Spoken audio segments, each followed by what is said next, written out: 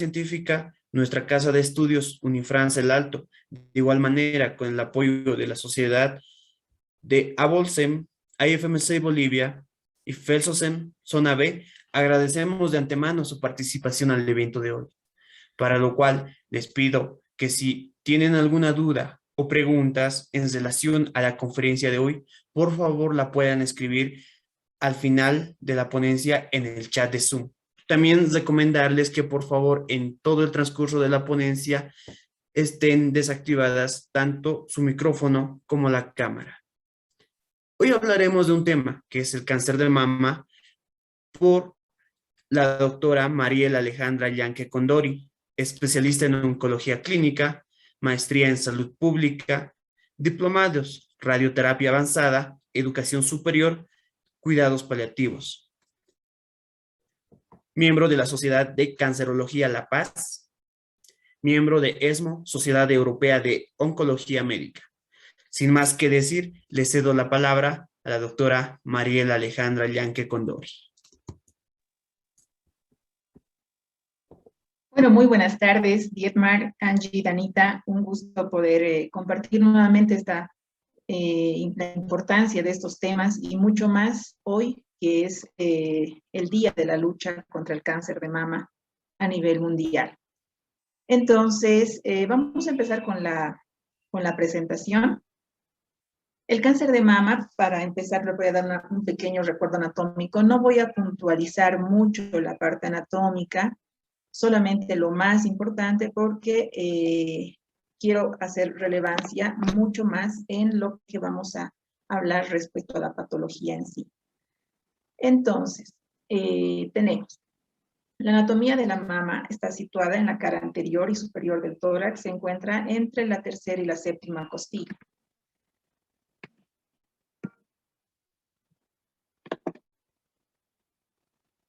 La mama está definida o determinada en 4 cuadrantes, los cuales son muy importantes para poder determinar la predominancia que tiene algunos cánceres de mama de acuerdo a la ubicación del cuadrante. Entonces, para este fin, dividimos la mama en 4 cuadrantes, un cuadrante súpero-externo, otro cuadrante súpero-interno, un cuadrante ínfero-externo y un cuadrante ínfero-interno. La importancia radica en que el cuadrante súpero-externo contiene la mayor cantidad de tejido glandular en relación a toda la mama. Y por ese motivo también es de gran importancia porque el 50% de los tumores de mama están ubicados en este cuadrante súpero-externo. Además, se hace también referencia a que el cáncer de mama es más prevalente en la mama izquierda. La causa no está determinada, pero también es un factor importante. Dentro de la parte anatómica también es importante, mucho más que las vías hematológicas como la venosa y la arterial, es mucho más importante las vías de drenaje linfático. ¿Por qué? Ahora les detallo. Las vías de drenaje linfático, las principales, la cutánea, la axilar, la vía de la torácica interna y la vía de los linfáticos intercostales, son las 4 vías principales de drenaje de la glándula mamaria. La principal es la vía de drenaje linfático axilar, que va a recibir entre un 75 a 97% de todo el flujo linfático de la mama. De ahí su importancia en tanto en la autoexploración de la mama como en la exploración clínica o imagenológica de la mama, ¿no? La axila es el lugar donde más drenaje linfático se va a recibir dependiente de la glándula mamaria. El cáncer de mama es una enfermedad heterogénea, polimorfa y multifactorial, y en el mundo constituye la primera causa de frecuencia, ¿no? Se diagnostican anualmente cerca de o más de 2.261.000 casos y es la quinta causa de muerte a nivel mundial con 684.996 casos. Estos datos son extraídos del GloboCan, que es el portal de internet que es dependiente de la Agencia Internacional de Investigación sobre el Cáncer, que es dependiente de la OMS. Y estos datos nos dan, este portal nos dan datos actuales, anuales, a nivel de todos los países. Bolivia no está exento de entrar dentro de este portal. Sin embargo, los casos que se registran en nuestro país aún siguen siendo subregistrados, ¿no? Porque todavía no tenemos oficialmente un registro nacional del cáncer como tal. Sin embargo, nos sirve como dato poder detallar estos datos estadísticos, y tenemos que en Bolivia, en el año 2020, se han reportado 1.508 casos nuevos, ¿no? De cáncer de mama, y se constituye la segunda causa de cáncer en nuestro país después del cáncer cervicuterino, que ocupa el primer lugar, a diferencia de otros países, y esto es algo que llama mucho la atención, porque en otros países el cáncer de cuello uterino ya ha pasado a ser muy poco encontrado ya, porque los métodos de screening son muy seguidos al pie con los de la población en general. En cambio, en nuestro medio todavía nos falta, ¿no? Pero en nuestro país el cáncer de mama ocupa el segundo lugar con un 16.7%. Se reportan generalmente 12 casos de cáncer de mama al día, y son cifras totalmente alarmantes. Tenemos factores de riesgo importantes para el desarrollo del cáncer de mama. Hay factores de riesgo que son mucho más relevantes que otros. El primer factor de riesgo, y el más importante, por supuesto, es ser mujer, desde luego, ya que existe cáncer de mama en varón, es verdad, pero el porcentaje de cáncer de mama en varón oscila entre un 1%, ¿no? De todos los cánceres de mama. Entonces, el género es el factor de riesgo más importante. La edad creciente, es decir, mientras más edad tenemos, más riesgo adquirimos de cáncer de mama. Los antecedentes familiares en primer grado, es decir, hermanas, madre, hijas. Si tenemos más de 2 personas en primer grado, aumenta mucho más nuestro grado de riesgo de tener y desarrollar cáncer de mama. Ojo que tampoco se considera que es muy alto, ¿no? El porciento va subiendo de acuerdo al número de personas que tengamos en primer grado con un diagnóstico de cáncer de mama u ovario, ¿no? Pero usualmente esto va oscilando entre un 10, 15, 25%, puede llegar hasta un 40% de riesgo de poder desarrollar cáncer de mama. Un antecedente personal de cáncer de mama también es un factor de riesgo importante. ¿A qué me refiero con esto? A que las mujeres que hayan tenido un cáncer de mama en la mama derecha tienen un alto riesgo de desarrollar también un cáncer de mama en la mama contralateral.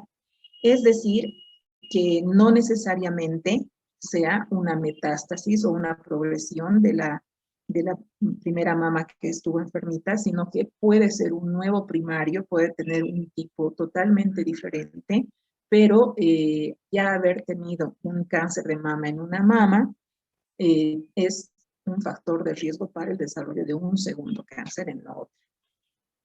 Patologías como, o antecedentes como un carcinoma lobular in situ o una hiperplasia típica de la mama, también es un factor de riesgo. Se consideraba anteriormente que los fibroadenomas generalmente no malignizaban. Actualmente los fibroadenomas pueden evolucionar hacia una hiperplasia típica, y después de un tiempo también pudieran evolucionar a un carcinoma de mama, ¿no? Otros factores de riesgo son la menarquía precoz. Mientras más temprana sea el inicio de la menstruación, es mucho más riesgoso desarrollar un cáncer de mama. La menopausia tardía de la misma forma, mientras más tarde aparezca la menopausia, sí, porque están sujetas a un hiperestímulo de estrógenos. Entonces, es un factor de riesgo ambos, La nuliparidad también es un factor de riesgo, no haber tenido hijos, porque ese ovario no ha dejado de funcionar durante todo ese lapso de tiempo, porque el embarazo evita, ¿verdad?, que haya una secreción de estrógenos, ¿no? La edad creciente del primer parto, es decir, un embarazo o no un embarazo, el parto como tal, a una edad mayor a los 30 años, mayor a los 35, entre 30 y 35 años, ya es un factor de riesgo, ¿ya? El uso de anticonceptivos orales también, y también el tratamiento de sustitución hormonal después de la menopausia, que se usa todavía en algunas pacientes que después de tener la menopausia se hacen una sustitución con estrógeno, también es un factor de riesgo. Pero también tenemos factores protectores, ¿ya? Los factores protectores para el cáncer de mama son realizar ejercicio de forma regular, evitar el sobrepeso, ya que el acúmulo de tejido adiposo, se dice que el tejido adiposo acumula también una cantidad de estrógenos, y como la gran mayoría de los cánceres de mama son dependientes de estrógenos, entonces el sobrepeso es un factor que debemos evitar, ¿no? Si evitamos, es un factor protector, ¿no? De mantener un peso adecuado. Otro factor protector es evitar el tratamiento sustitutivo tras la menopausia, como les había mencionado. Tener un embarazo temprano, o sea, no me refiero a que tengan un embarazo adolescente, pero un embarazo por menor de los 30 años es un embarazo adecuado. Evitar el consumo de alcohol y cigarrillos también es un factor que nos protege. Y la lactancia, ¿no? Se dice que la lactancia es un factor protector a partir del primer año, o sea, hasta el año de lactancia, ¿no? Y nos va protegiendo si es que la mujer da de lactar pasado el año del bebé. ¿Qué más? Hay factores etiológicos, como les había mencionado, uno de esos factores etiológicos se puede considerar de acuerdo al grado de parentesco. Los pacientes en primer grado que tienen personas afectadas tienen un gran riesgo. Los factores epidemiológicos como la herencia se da en esta descripción, en este descubrimiento que ha surgido en 1990 con la identificación del primer gen que se ha identificado, que es el BRCA1, que tiene una característica de herencia dominante para la susceptibilidad de padecer cáncer de mama precoz. 4 años después, en 94, se ha determinado también el gen BRCA2, y estas pruebas de detección de riesgo de cáncer de mama han sido en pacientes sintomáticas, en pacientes con antecedentes familiares sugestivos. El BRCA1 está localizado en el cromosoma 17 y las mutaciones se transmiten en una familia con un patrón autosómico dominante. El BRCA1 está ligado al cáncer de mama y está también ligado al cáncer de ovario. Y está presente en el 45% de los casos de las familias que tienen historial de cáncer de mama. En cambio, el BRCA2 se localiza en el cromosoma 13, también se transmite con un patrón autosómico dominante y se asocia generalmente al cáncer de mama en varón, al cáncer de próstata y al cáncer de páncreas. Dentro del tipo histológico en el que predomina el BRCA2 es el carcinoma ductal. Las mutaciones de estos genes se encuentran entre el 2 y 3% en los cánceres de mamas, algo menos de la mitad de los síndromes de cáncer de mama hereditario, ¿ya? Las herencias de las mutaciones que están asociadas a uno de estos dos genes representan en un riesgo del 50 a 80% de padecer cáncer de mama a lo largo de la vida. ¿Qué significa? Que si tenemos estos genes mutados, prueba que no se realiza lamentablemente en nuestro país, pero sí en gran parte de los países, tener presente nos da la posibilidad de que nosotros vamos a desarrollar con una frecuencia de 50-80%, ¿no? O sea, esa es nuestra posibilidad de padecer o de desarrollar este tipo de cáncer. Los cánceres que padecen las portadoras de BRCA1 y BRCA2 tienen un pronóstico similar, o sea, no es un factor pronóstico el BRCA1 en cuanto a respuesta.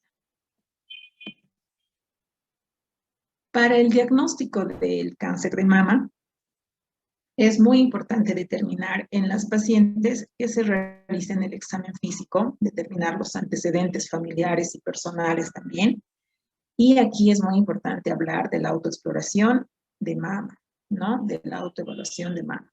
Los pacientes tienen que estar instruidos durante su revisión. Es bueno ya ustedes, la gran mayoría de estudiantes de medicina, pueden hacer esta enseñanza, ¿no? Y hacer que las pacientes, al momento de ustedes revisarles, también enseñarles los diferentes métodos para poder autoexplorarse la mama.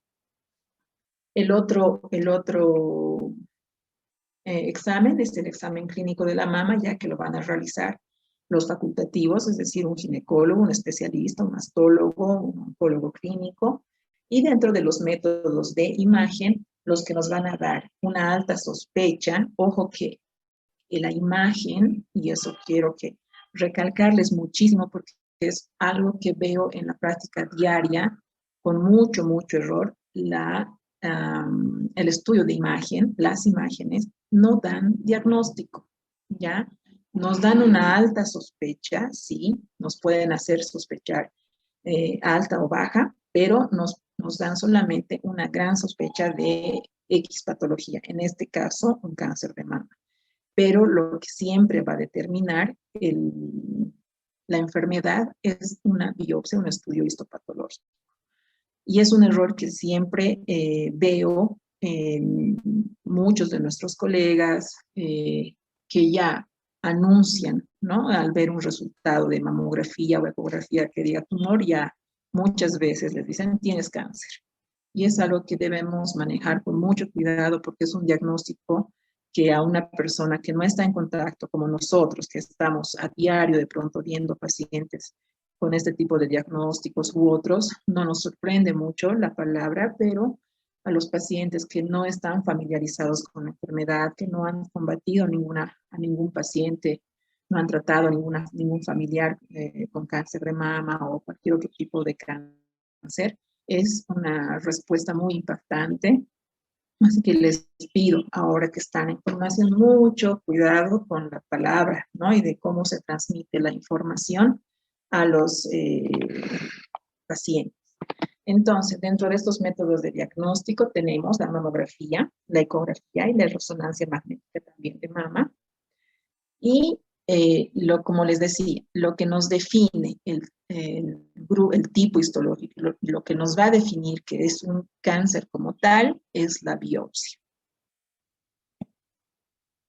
Entonces vamos a empezar por la primera parte. ¿Cuáles son las señales de alerta que debemos mencionar a nuestras pacientes cuando estamos en una consulta? ¿Qué debemos decirles que tiene que llamarles la atención? Si ven una hendidura, si ven enrojecimiento o ardor, si ven un endurecimiento, si ven líquido a través del pezón, alguna secreción de un color característico amarillo o lechoso también muchas veces, si hubiese huecos en la axila, si hay un hundimiento o una retracción del pezón, si hay una simetría en la mama, si tienen una protuberancia, si la piel es similar a la piel de naranja, si tienen un nódulo, si tienen úlceras o si tienen también grietas o telangiectasias parecidas a las de la imagen que puedan hacernos sospechar de un cáncer de mama, ¿no? Son señales que nos deben producir alerta que no necesariamente sea cáncer, pero que nos tienen que abrir los ojos. Además, tenemos el autoexamen de mama. Este es el procedimiento con el que podemos indicar a nuestras pacientes que se realicen y nosotros obviamente tenemos que saberlo muy bien. Y se siguen estos pasos. En el paso 1 se ponen los brazos en la cadera y en el paso 2 es con las manos en la cabeza. En el paso 1, con las manos en la cadera se observan los cambios en la piel, la forma y el tamaño de los senos, En el paso 2, con las manos detrás de la cabeza, o sea, en la nuca, con los codos hacia adelante, también se observan los hoyuelos, si hay algún pliegue, si hay algún cambio en la superficie, ver si las mamas entre una y otra son simétricas, si alguna tiene mayor tamaño, ¿no? Las características. Es una inspección visual, es mucho mejor hacerla frente a un espejo, ¿no? Se le indica a la paciente que se pueda hacer la autoexploración frente a un espejo. En el paso 3 se realiza la palpación con los 3 dedos centrales, con el pulpejo de los dedos, y se palpa haciendo pequeños círculos en dirección a las manecillas del reloj, empezando por el pezón hacia la parte externa. Cuando concluimos de revisar toda la mama, continuamos extendiendo toda nuestra exploración a través de la axila, ¿no? A través de la cola de la mama hasta llegar a la axila, al hueco axilar. Y lo mismo, tratar de buscar algunos nódulos o alteraciones que podamos ver o sea, palpar en la mano. Como último paso, se debe apretar el pezón para buscar que no haya ninguna secreción a través de él. Este paso se puede repetir de forma acostada y se hace lo mismo con la mama contralateral, ¿ya? Esos son los pasos que el paciente o la paciente debería realizar y debería tener. Es una parte muy importante también de la sospecha diagnóstica. Ya después nosotros hacemos un examen similar a ese en la parte clínica, ya. Los otros métodos ya de diagnóstico son los imagenológicos, la mamografía y el ultrasonido. Y en la mamografía es importante determinar que se clasifica mediante un sistema llamado BIRADS, ¿ya? Que es un sistema imagenológico, que es el sistema de reporte y base de datos de imagen mamaria, que nos clasifica en 6 tipos.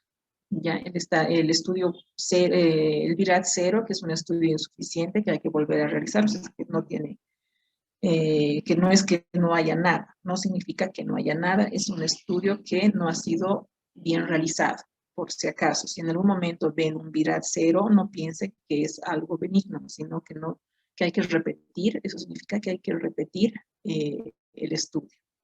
Un BIRADS 1 significa que no hay ningún hallazgo en la mamografía y el ultrasonido.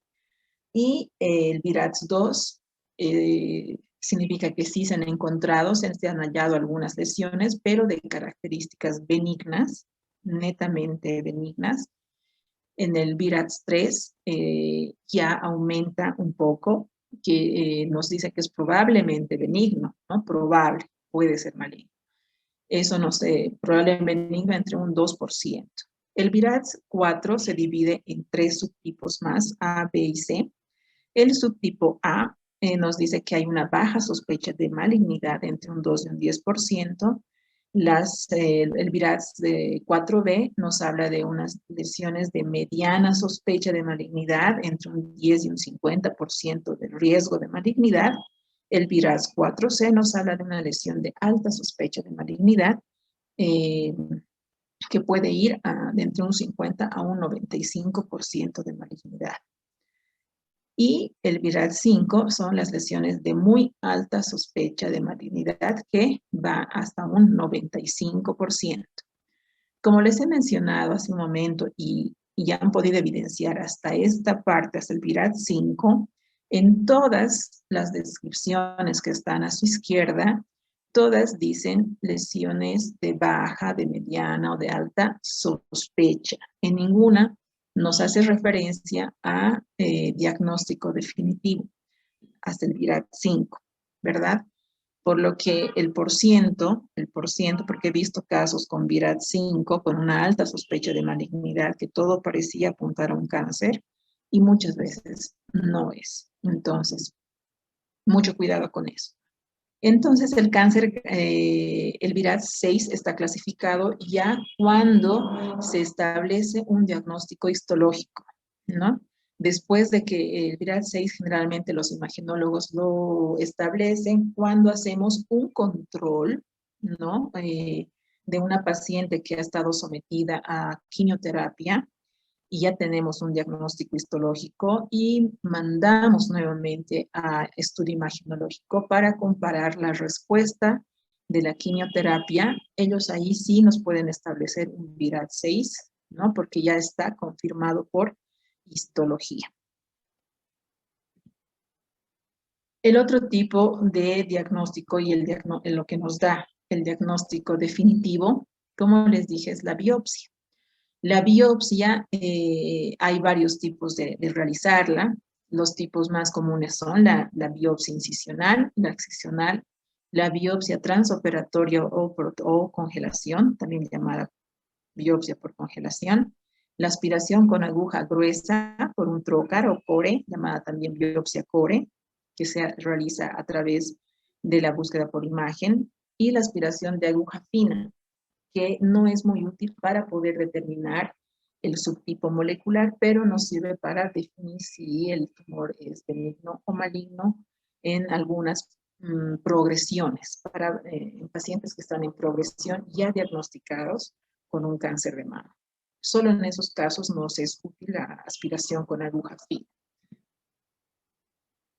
Entonces, la biopsia incisional, ¿a qué se refiere? Se refiere a que se hace una incisión en la piel para poder extirpar de forma quirúrgica, pero solamente una porción de la lesión, ¿ya? Esa es una biopsia incisional. La biopsia excisional también se hace a través de un pequeño acto quirúrgico, pero a diferencia de la otra, en esta se extirpa quirúrgicamente toda la lesión, ¿no? Se puede realizar en tumores que son pequeños, ¿no? Y que nos permitan sacar la totalidad de la lesión. La biopsia por congelación que se hace durante el acto quirúrgico, son por eso llamados transoperatorios, se realiza durante el acto quirúrgico cuando no ha habido un diagnóstico preoperatorio, o sea, cuando no se ha podido hacer antes de la cirugía, no se ha podido hacer ni una biopsia incisional, ni una biopsia excisional, o ha habido muchas dudas, o a veces el paciente o la paciente decide hacerse la biopsia por congelación intraoperatoria. Se puede realizar durante la cirugía, se hace la exéresis de la lesión y por un método de patología se identifica solamente la malignidad o benignidad de la lesión, para que con esto, durante el acto operatorio, se defina la conducta posterior. De tratarse de una patología maligna, de pronto se realizará ya la cirugía completa con una cirugía oncológica, ya no solamente una cirugía exerética, y se podrá realizar seguramente la exéresis de la lesión con un margen quirúrgico adecuado, con un vaciamiento de ganglios y demás, ¿no? Y hacer de pronto la técnica del ganglio centinela. Y es por eso que es importante durante la congelación en pacientes que no se hayan hecho un diagnóstico preoperatorio, poder realizar la biopsia por congelación. Y la más común, la más conocida en nuestro medio, porque también es la menos invasiva y la que nos permite obtener una buena cantidad de muestra que nos va a servir para estudios posteriores, es la biopsia core guiada por imagen, ¿no? Es una biopsia core percutánea, o aspiración de aguja gruesa o trucut, llamadas en otros países también, o BRAF también, que emplea una aguja relativamente delgada que se coloca en un trocar y se hacen los pequeños disparos a través de una guía ecográfica y se realiza la toma de 4 o 5 muestras de tejido. Y esto nos va a servir para poder hacer el estudio tanto histopatológico como poder también realizar la prueba de inmunohistoquímica. ¿Ya? Los tipos histológicos, después de que tenemos este estudio, ¿no? De que realizamos la biopsia, ¿qué es lo que nos queda? Hacemos el estudio histopatológico. ¿Cuáles son los más comunes? ¿No? El carcinoma in situ se encuentra entre un 15 y un 30%. Dentro de los subtipos, el carcinoma ductal in situ se encuentra en 80% y el lobulillar un 20%.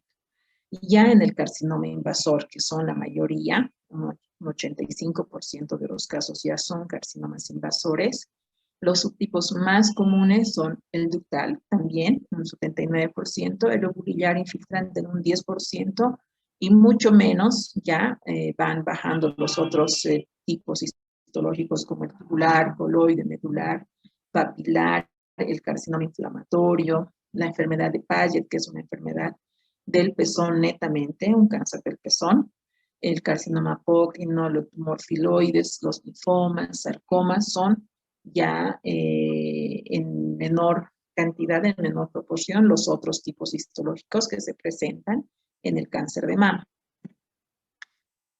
Como hace un momento les había mencionado, la importancia de tener una buena muestra y una muestra representativa durante la biopsia radica en que actualmente la mama es una enfermedad muy amplia, grande, que se está estudiando día a día y se va actualizando tanto en la biología molecular, en los subtipos, las firmas genómicas que van apareciendo, los tratamientos y la terapia dirigida que aparece es de suma importancia, porque el cáncer de mama, además de tener un tipo histológico, como hace un momento mencionamos, un ductal, un lobulillar, también tiene un subtipo molecular, ¿no?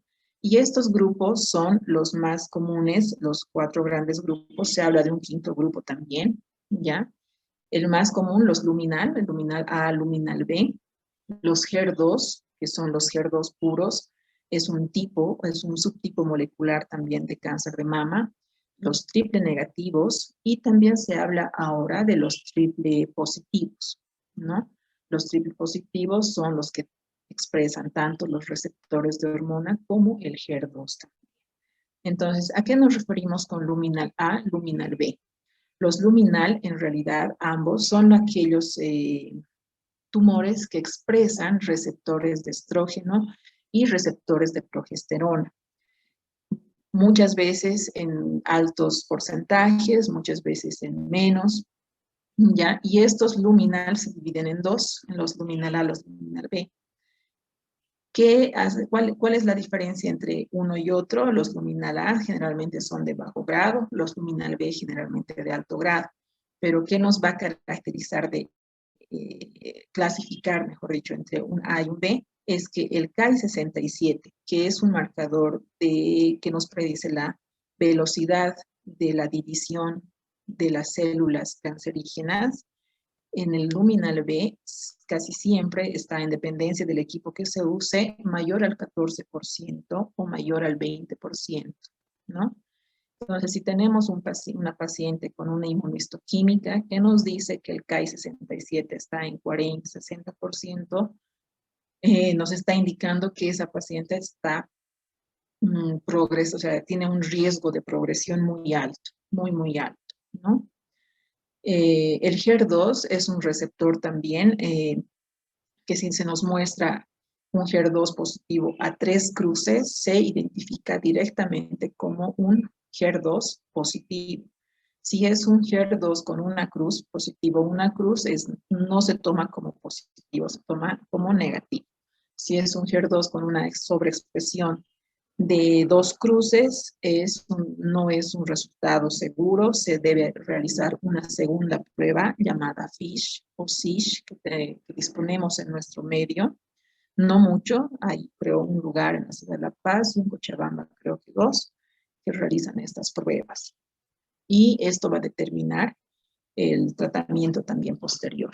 Y el otro grupo que tenemos es el triple negativo, que es el que no va a presentar ni receptores de estrógeno, ni receptores de progesterona, ni tampoco la sobreexpresión del HER2. Entonces, el triple negativo es una de las patologías, uno de los tipos moleculares de peor pronóstico porque es muy poco respondedor a las terapias ya establecidas. Todavía se están estudiando algunas terapias para el triple negativo, porque el triple negativo ha demostrado tener otros subtipos más, ¿no? Hay otros subtipos más, tiene 4 subtipos más de triple negativo. Tenemos también el triple positivo, que se clasifica porque tienen tanto los receptores luminales, paraluminales, como para el receptor del HER. También estos no son de muy buen pronóstico, ¿no? Porque tienen generalmente un CAI muy elevado. Entonces, ¿en qué radica la importancia de, y no solamente el subtipo molecular, ahora se toma en cuenta también el grado, la reacción linfocitaria, que son factores pronóstico también. Cuando hay una buena reacción linfocitaria, generalmente responden muy bien a los tratamientos con quimio o terapia dirigida, ¿ya? Entonces, como se darán cuenta, la patología de mama es muy, muy amplia y de acuerdo a todos estos subtipos que estamos viendo actualmente, se determina el tratamiento. El tratamiento en oncología y en mama mucho más es más dirigido ahora, es personalizado, se habla de medicina personalizada actualmente. Ya no se usa un solo esquema, ya no se estudia la patología mamaria solamente como una enfermedad, sino es una enfermedad con múltiples variedades y cada tipo de cáncer de mama va a tener un tratamiento también diferente, ¿no? Enfocado a cada paciente. Dentro de estos subtipos de cáncer de mama, los más comunes, ¿no? Son los luminal, los que les decía que son receptores de hormonas positivo, progesterona o estrógeno, ocupan el 65 al 75% de todos los subtipos de cáncer de mama, es el más prevalente. El HER2 entre un 20 y un 25%, que recibe solamente un tipo de tratamiento en específico, ¿ya? Que es el trastuzumab, es un medicamento que es un anticuerpo monoclonal, y es exclusivo para este tipo de cáncer de mama. El otro subtipo es el triple negativo, que representa el 15%. Entonces, para el y después de que tenemos, después de que tenemos ya a nuestra paciente con un diagnóstico histológico, le hemos hecho la inmunohistoquímica para poder saber qué tipo de marca genómica, qué subtipo molecular es ese tipo de cáncer, si es un HER2 positivo, si es un triple negativo.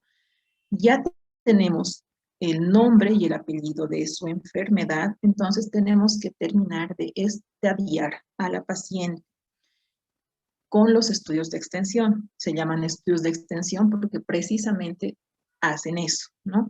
Estudian la extensión de la enfermedad, que si bien el primario ha sido en mama, tenemos que verificar que esa lesión no haya migrado, no haya hecho una metástasis a otros órganos.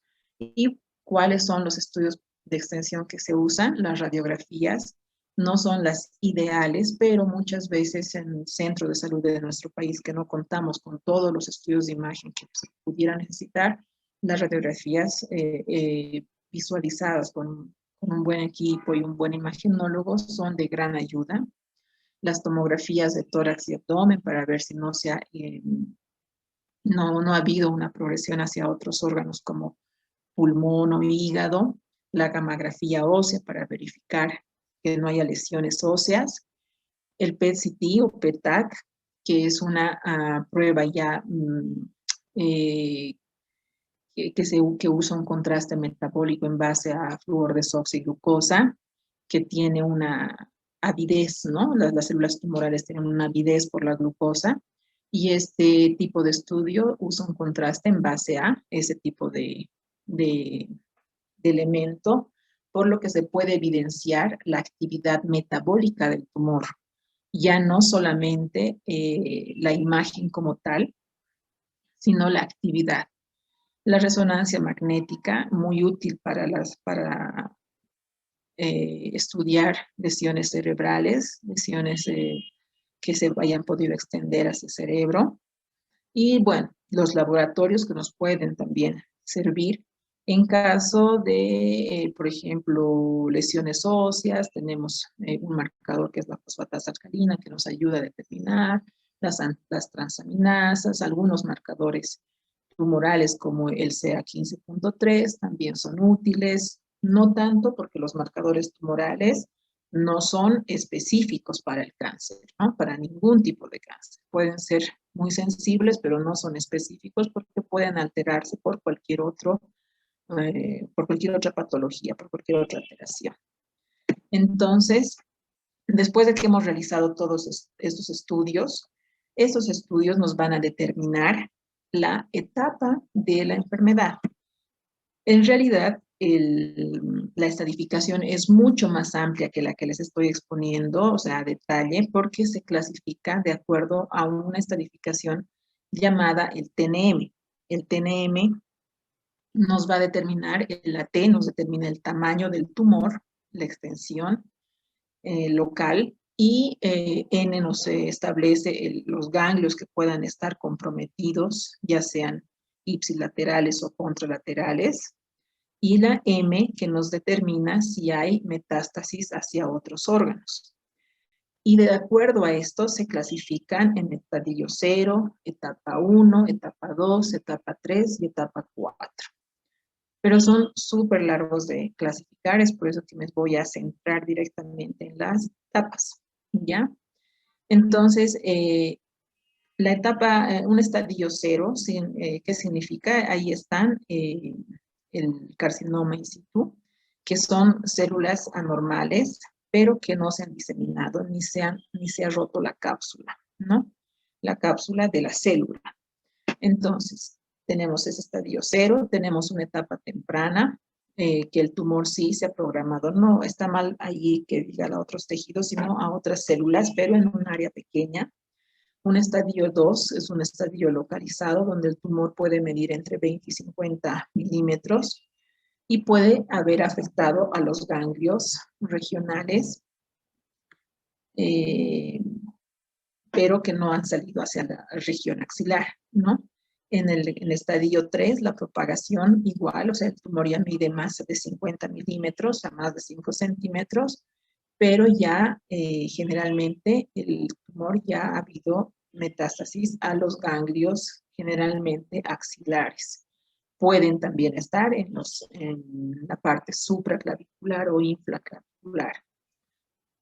Y en la etapa 4, la propagación es lejana, el cáncer se ha propagado mucho más allá de la mama, ya se ha extendido ya sea hueso, hígado o pulmón o cerebro, ¿no? Que es los lugares más frecuentes de metástasis, y esto también es en dependencia del tipo histológico o del subtipo histológico, perdón, del subtipo molecular. Hay algunos tipos moleculares que prefieren hacer metástasis a determinados órganos, ¿no? Hay algún, por ejemplo, el tipo negativo generalmente hace más metástasis a hueso, ¿no? Y los otros, por ejemplo, hacen más metástasis a órganos. Entonces, ese también es un dato importante, también nos sirve para eso el subtipo molecular. Dentro del tratamiento, los pilares del tratamiento de la parte oncológica está basada en 3 tipos principales, ¿ya? La cirugía, la quimioterapia y la radioterapia. Y actualmente, como les había mencionado, uno de los tratamientos que está repuntando en la medicina es la inmunoterapia. Ya una terapia altamente costosa, pero sin embargo con muy buena respuesta, ¿no? Y el otro pilar es la terapia endocrina, que está dirigida a un tipo específico de cáncer de mama. Entonces les voy a explicar un poquito sobre cada una de ellas. En la cirugía se pueden realizar estos tipos de cirugía para la exéresis de las lesiones tumorales. Una tumorectomía, que generalmente no es la más practicada. La tumorectomía a veces se realiza incluso como un tipo de biopsia, como una forma de biopsiar el tejido. Y en caso de que salga una patología benigna y maligna y el paciente se realizará una cirugía oncológica más amplia. El otro tipo de cirugía es la cirugía conservadora de la mama, donde no se hace, que es la segunda imagen, y ahora se realiza se llama también cirugía oncoplástica, porque se trata de mantener la mayor cantidad de tejido mamario en dependencia de muchos factores también, ¿no? O sea, se tiene que determinar, el cirujano oncólogo determina, no solamente hace la cirugía de acuerdo al tamaño del tumor, sino también de acuerdo al tamaño de la mama. Si el tamaño de la mama le permite conservar el tejido y poder realizar una reconstrucción o mantener partes, ¿no?, del pezón o parte de la mama, se puede hacer una cirugía conservadora. Cuando la mama es muy, muy pequeña, muchas veces la cirugía conservadora no se puede llevar a cabo. Pero antes se realizaba una cirugía, una mastectomía radical casi a todas las mujeres que tenían un diagnóstico histológico de cáncer de mama. Pero se ha demostrado que la cirugía conservadora, bien realizada, obviamente, con todos los márgenes adecuados, versus la cirugía radical de mama, no ha demostrado diferencias en cuanto a sobrevivencia ni en cuanto a riesgo de recaída, por lo que ahora se aboga mucho por la cirugía conservadora de mama. Como les digo, en pacientes bien determinadas y estudiadas por los cirujanos y oncólogos clínicos, ¿no? La otra técnica de cirugía es la mastectomía radical, que consiste en la extirpación total de la mama y además el vaciamiento ganglionar. En ambas, en la cirugía conservadora también se realiza el vaciamiento axilar, en dependencia de la disponibilidad del centro donde se realice, de tener la biopsia por ganglio centinela. Incluso esa técnica la técnica de la exéresis o el vaciamiento ganglionar también ya se está manejando también de forma más conservadora debido a las consecuencias que ha demostrado esta técnica, ¿no? La mastectomía radical con vaciamiento ganglionar axilar ha desencadenado linfedemas graves en mujeres. Entonces, por esa comorbilidad, se ha decidido hacer una biopsia llamada biopsia de ganglio centinela, que es donde se usa un contraste y nos determina qué ganglio es el que está, si el ganglio que se pinta, el primer ganglio que se pinta después del tumor de la mama, que continúa a través de su drenaje linfático. Si tiene metástasis, si da por congelación, es positivo, entonces se realiza la biopsia, el vaciamiento axilar. Pero si no, entonces se mantiene todas las cadenas ganglionares y se evita así estas consecuencias, ¿no? Como el linfedema.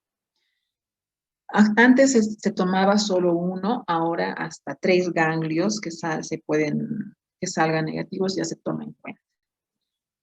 Y la otra técnica, que es una cirugía, pero de forma preventiva, que como pueden ver en la foto, y muchos deben estar familiarizados, y la ha vuelto muy, muy popular, esta técnica es Angelina Jolie, que se ha realizado una mastectomía subcutánea, que consiste básicamente en extirpar la glándula mamaria, dejando la piel y posteriormente hacer una reconstrucción con la implantación de prótesis. ¿En qué caso se hace este tipo de mastectomía subcutánea? En pacientes que tengan mutado el BRCA1 o el BRCA2, como les había dicho. Eso puede aumentar hasta en un 80% en pacientes que tengan la presencia de este gen mutado, de desarrollar cáncer de mama. y hay muchas personas que ahora optan por esta mastectomía, pacientes que tengan también hiperplasias atípicas múltiples en ambas mamas o en una mama, que no pueden ser biopsiadas por el gran número en cada mama. Yo he visto casos que tienen hasta 8 nódulos en mama y es difícil poder biopsiar cada uno de ellos, es muy invasivo para la paciente. Entonces, cuando las características nos dan altamente sospechosas o medianamente sospechosas, se puede hacer también una mastectomía subcutánea con la posterior reparación o eh, reconstrucción de la mama en base a prótesis. La quimioterapia generalmente se usa de dos formas, ¿no? La quimioterapia neoadyuvante y la quimioterapia adyuvante. ¿En qué consiste cada cual? La quimioterapia neoadyuvante es la que se realiza antes de la cirugía. ¿Qué nos permite hacer la quimioterapia neoadyuvante? Cuando tenemos tumores por encima de los 2 centímetros, 3, 4, con gran compromiso, de gran crecimiento y que no pueden ser llevadas a un acto quirúrgico inmediato, hacemos una quimioterapia para reducir el tamaño de la lesión, para reducir la carga tumoral hacia la diseminación hacia otros órganos también, para poder realizar de esta forma después la cirugía, ¿ya? Ese es el fin de la quimioterapia neoadyuvante. La quimioterapia adyuvante es la que se realiza después de la cirugía, cuando muchas veces para completar el esquema, aunque los márgenes sean buenos después de la patología, pero con mayor razón se realiza la quimioterapia adyuvante o incluso se puede ampliar a más ciclos de quimioterapia cuando después de la cirugía el informe histopatológico nos detalla que los márgenes de la cirugía sean muy cercanos al sitio tumoral o cuando los márgenes estén comprometidos con células neoplásicas, ya sean los márgenes laterales o profundos, o cuando los ganglios han sido positivos en la mayor parte del número que se ha sacado, ¿no? Si todos han sido positivos, entonces se intuye que también los otros ganglios que de pronto no se han podido sacar de las otras cadenas ganglionares también están positivos, por lo que se realiza una quimioterapia adyuvante. La radioterapia también tiene diferentes formas de aplicación y diferentes técnicas de realización.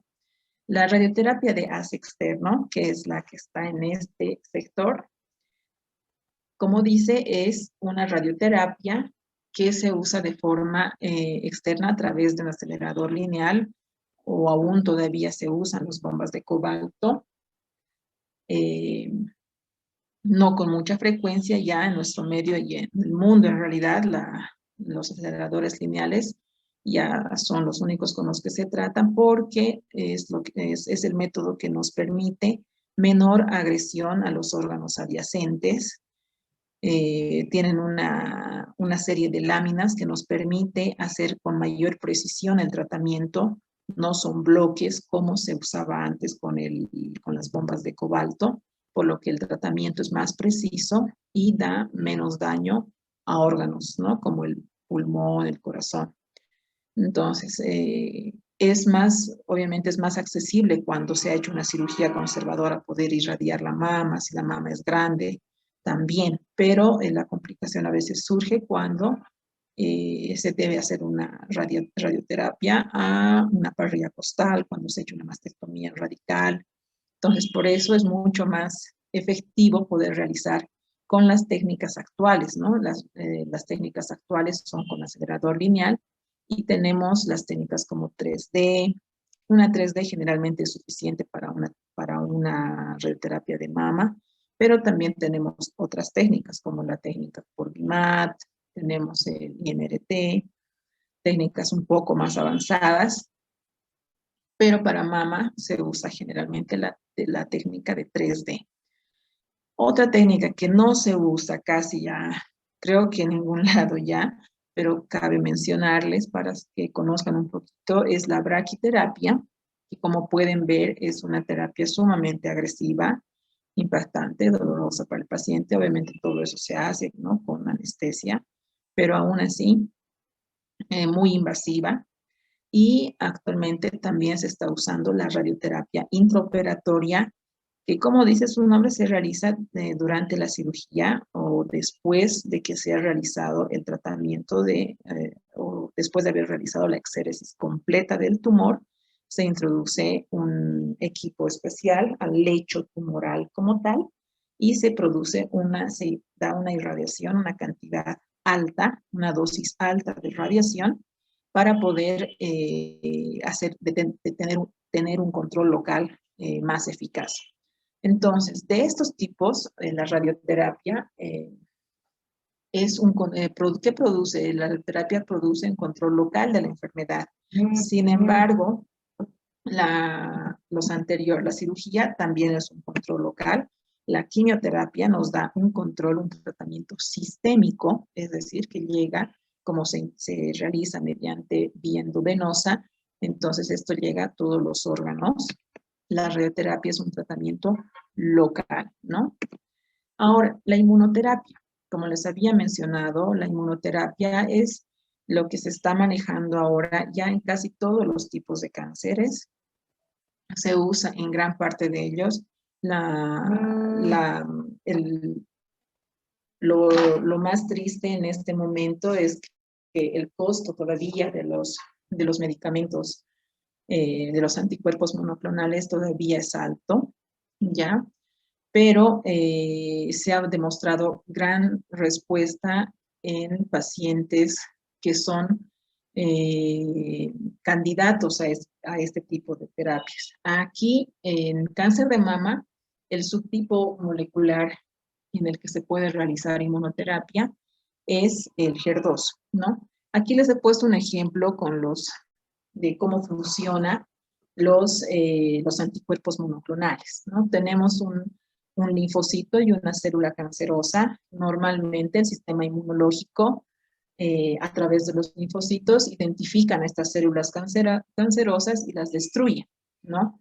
¿Qué sucede cuando el tumor empieza a presentar o presenta estos receptores llamados PD-1 y el tumor que tiene los PDL1? ¿Qué pasa, no? El receptor del linfocito que tiene un PD-1 se une con el receptor PDL1 de la célula tumoral y de esta forma cae como en una trampa, ¿no? Hace un fenómeno de llave y anula su capacidad de atacar, ¿no? Anula la capacidad del linfocito de destruir a la molécula tumoral. Entonces, ¿cuál es la función de la inmunoterapia? ¿Qué es lo que hace? Estos fármacos, que son los anticuerpos monoclonales, bloquean ya sea el PD-1 de los linfocitos o el PDL1 de las células tumorales. Los bloquean para que estos no puedan unirse. Entonces se hace un bloqueo dirigido, ¿no? Es un tratamiento dirigido al bloqueo de estos receptores, ya sea tumoral o ya sea del sistema inmunológico. ¿Cuál va a ser el resultado de esta acción? Que una vez que los linfocitos tienen bloqueados este receptor, entonces recuperan su poder de defensa y pueden reconocer a la célula tumoral y actuar para destruir estas células. Ese es el papel de la inmunoterapia. El otro pilar de tratamiento es la terapia endocrina, que se usa generalmente en las pacientes que son receptores de estrógenos positivos. Como les había mencionado, las pacientes inicialmente las luminal, las pacientes que están clasificadas como luminal A, luminal B, y los triple positivos también. La terapia endocrina está en base a dos grupos de medicamentos grandes. Una, el tamoxifeno, que se usa generalmente en las mujeres premenopáusicas, pero también se puede usar en posmenopáusicas. Los inhibidores, y el otro grupo son los inhibidores de la aromatasa. Son tres medicamentos muy comunes, el anastrozol, el letrozol y el exemestano, que está probado su uso en pacientes posmenopáusicas. ¿Ya? Esos son los dos grupos de de medicamentos usados para el bloqueo hormonal después de las terapias que se han determinado hace un momento. Luego de que termina la paciente es sometida a cirugía, luego quimioterapia, radioterapia, si pertenece a uno de estos subtipos moleculares, es candidata también a recibir terapia endocrina. Entonces, la terapia endocrina generalmente tiene una extensión de 5 años, se puede extender a 10, pero no se ha demostrado que sea tan útil hasta los 10 años, ¿no? Baja la calidad de protección a los 10 años, pero se puede usar con una extensión hasta los 10 años. Entonces, como han podido ver, los pilares del tratamiento de la paciente oncológica con cáncer de mama está en base a la cirugía, que es el tratamiento erradicatorio al que todos queremos que lleguen nuestras pacientes, la quimioterapia, la radioterapia y la inmunoterapia, muy establecidos. Cada tratamiento está muy establecido de acuerdo al subtipo molecular, a la etapa de la enfermedad, porque en dependencia de la etapa se va a determinar qué va a ir primero en esa paciente. Si así a grandes rasgos es una etapa temprana, puede ser candidata quizá a una terapia, a una cirugía de entrada, pero si la lesión ya es grande, si es mayor a 2 centímetros, necesariamente va a necesitar un tratamiento neoadyuvante, ya sea en base a quimioterapia o también terapia endocrina. Las pacientes con el subtipo molecular luminal pueden hacer neoadyuvancia con terapia endocrina, ¿no? La respuesta es más lenta, pero es menos tóxico que la quimioterapia, ¿no? Y pacientes que tengan alguna comorbilidad también, todo eso. Se debe valorar eso. También se debe valorar el índice de proliferación celular que tiene el cáncer. Como les había mencionado, el Ki-67 es uno de nuestros marcadores de la velocidad de replicación de las células tumorales. Si tenemos un paciente que tiene un Ki-67 elevado, puede ser, no le vamos a dar a ese paciente una terapia endocrina, ¿verdad? Porque nos va a ganar, la enfermedad nos va a ganar. Entonces podemos optar por terapias un poco más agresivas con quimioterapia, incluso con una quimioterapia llamada dosis densa de quimioterapia, donde se puede hacer ciclos hasta semanales de quimio o cada 14 días, ¿no? Y lo normal es generalmente cada 21. Pero se puede hacer también ese tipo de terapia de quimioterapia, cuando la replicación celular es mayor, es muy alta. Y posteriormente el tratamiento de consolidación, ¿no? Después de la cirugía, después de la quimioterapia, para el control local de la enfermedad, es el tratamiento radiante, ¿no? En base a radioterapia, como les había mencionado. Entonces, de acuerdo a estos tipos, la supervivencia a 5 años, de acuerdo al estadio, también se puede medir, ¿no? Los estadios 1, o sea, cuando el cáncer está afectando solamente a una parte de la mama, generalmente tiene una sobrevivencia de 90% a 99%, un estadio 2, 93%, el estadio 3, 72%, y un estadio 4, cuando ya se ha propagado hacia otros órganos, la sobrevivencia a 5 años es muy baja, 23%. Incluso todos estos valores bajan de acuerdo al subtipo molecular, ¿no? Los subtipos moleculares más agresivos, como el triple negativo o el triple positivo, o un HER2, pero que el paciente no puede pagar el tratamiento con inmunoterapia y no puede recibir el tratamiento, también tiene un pésimo pronóstico. Y estas cifras que ustedes están viendo en este momento bajan drásticamente hasta un 20 o 30%. O sea, el estadio 4 de una paciente con un HER2 positivo sin tratamiento de inmunoterapia puede bajar incluso al 5%, 10%. Entonces, actualmente en el cáncer de mama, muy al margen de la etapa, muy al margen del tamaño de la lesión, lo que importa más es el subtipo molecular. Eso nos va predecir el tipo de respuesta que vamos a tener durante el tratamiento. Dentro de los factores pronóstico que tenemos, está de acuerdo a las características de la enfermedad, el estado de los ganglios, el tamaño tumoral también. Es un factor pronóstico no tan importante, pero todavía se toma en cuenta.